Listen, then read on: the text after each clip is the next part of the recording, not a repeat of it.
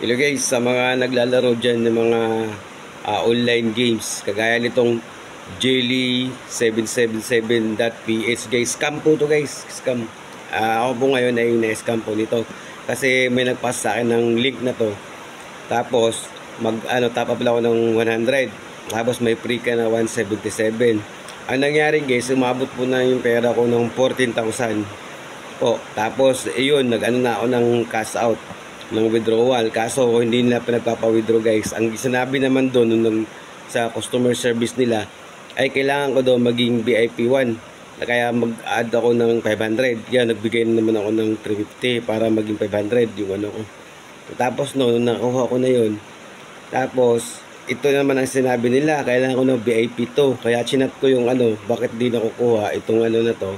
Ang sagot sa akin, kailangan ko mag VIP 2. Yan guys, ito yung mga guys, ito yung pera na nakikita nyo. Yan yung pera ko na withdraw ko. Yan.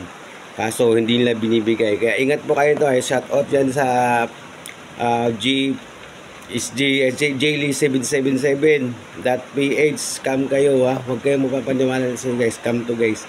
Sana umabot to sa mga video to sa mga naglalaro para hindi kayo kawawa.